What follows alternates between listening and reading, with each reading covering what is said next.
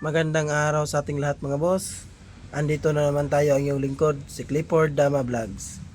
At sa mga bago kong followers dyan mga boss at yung mga kaibigan nating Damador o subscriber mga boss, kung sino yung hindi nakakita ng mga laban ko na ina-upload mga boss, pwede din kayo mag-visit sa my YouTube channel mga boss. Please visit my YouTube channel, Clifford Dama Vlogs.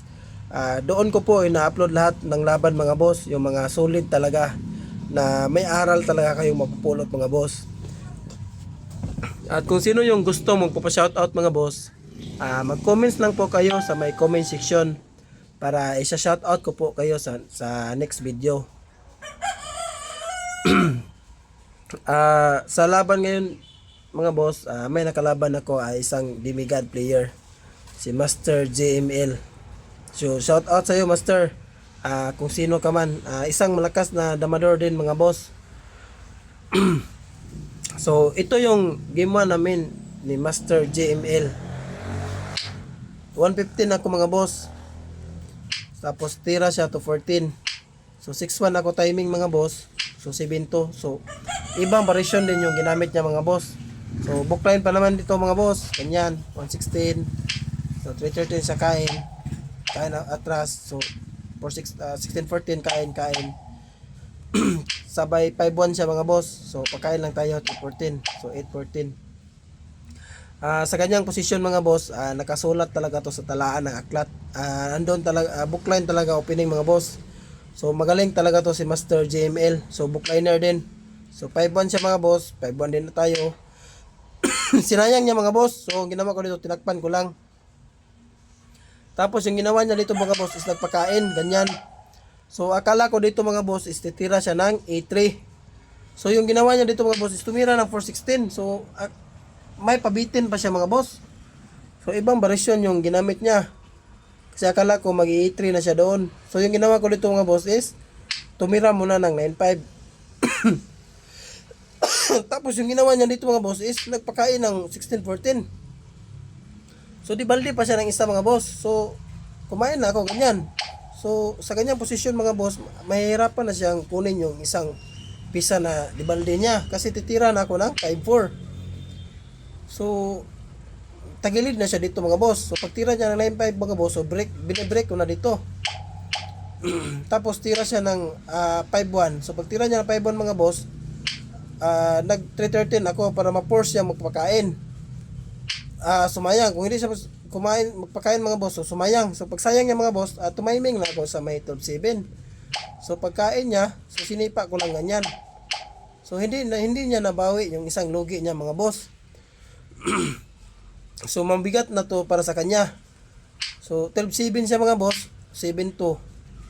7-2 siya, timing lang ako 10-6. 2-14, 6-1. Pag 6-2 niya mga boss, dyan medyo alanganin yung tirang 6-2 mga boss. Siguro na pressure na siguro siya sa posisyon. Kasi kung titira lang din siya ng 10-5 doon, siguro maano siya. Maano na din siya mga boss. Kasi logi na kasi siya ng isa mga boss. Mabigat na yan pag logi ka ng isa mga boss.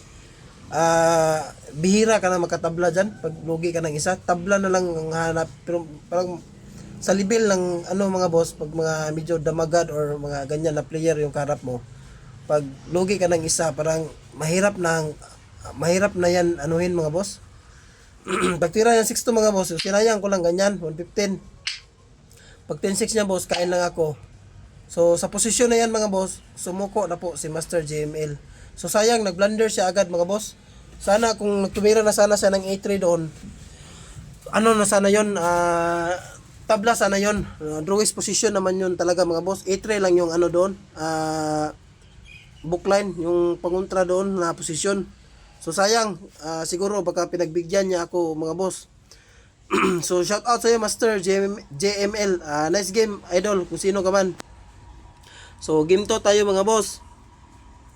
Ako naman yung black, siya naman yung white. So 115 siya mga boss. So ginamitan natin ang pambansang counter natin mga boss, to 14. 6-1, 116. Pag 116 niya mga boss, 6-2 lang timing.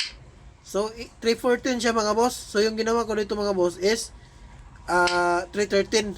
So hindi ko na ginamitan ng Pugi Move kasi hindi naman ako masyadong marunong doon. Sila Master Erickson and Calyado doon malakas mag Pugi Move.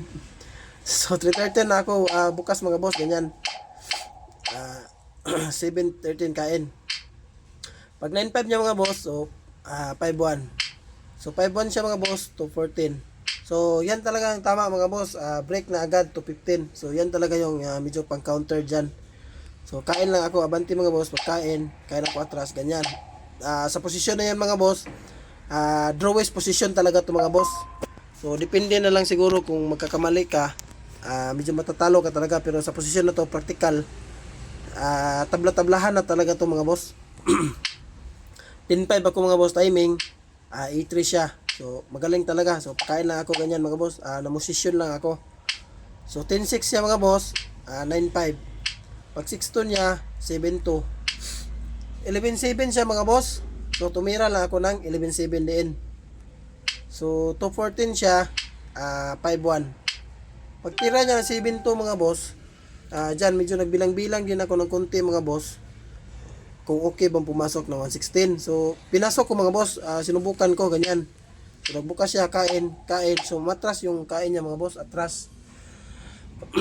Tapos yung ginawa ko dyan mga boss is tumira ng timing 12-8. Hindi ako nag-real mga boss kasi kung titira ako ng 416 doon, matatalo ako. Kasi may kombinasyon siya gagawin sa baba. Pagkain ng 7-2. So dalawa, matatalo ako mga boss. So 12-8 lang talaga yung timing doon. Tapos pagkain sa ganyan mga boss, abante. So yung ginawa ko dyan mga boss is tumira ng 7-3. Tapos tira siya 12-7 mga boss, timing muna ako 416. Pag 7-2 niya mga boss, dyan medyo alanganin yung tirang mga boss, 7-2. Mas maganda sana kung nag 116 na lang sana siya kanina pa, para pag magre-real ako kung sakali may pang pa sa sacrifice, makakadama siguro yung isa niya dito. Kasi pag tira niya ng 7-2 mga boss, natirahan ko siya ng 313. So malilit siya ng timing dito mga boss. So wala na siyang ibang matitira mga boss, kundi magpa dalawa or either mag 416 siya. So yung ginawa nito mga boss is tumira ng 416. So wala din ako maititira mga boss, kundi A3 lang. So naipit yung posisyon niya mga boss. So sayang yung mga boss. Sayang yung posisyon niya kanina. So natakot kasi siya na mag 116 kasi magre-real talaga ako doon. Pero may sacrifice naman, siguro baka magdo-draw pa yon, 3 versus 2 siguro. Pero hindi pa natin alam yun mga boss, pero may draw talaga siguro yon. So dito mga boss, naipit siya.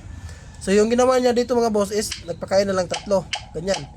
Tapos sa posisyon na yan mga boss, sumuko na po si Master JML. So mga boss, napakagandang laban mga boss, solid talaga. So shout out sa iyo Master, natsambahan kita idol. Isang malakas na damador na player din ito mga boss, si Master JML. So shout out sa iyo idol, kung sino ka man. At sa mga bago kong followers dyan mga boss, sana may aral kayong napulot doon sa laban mga boss.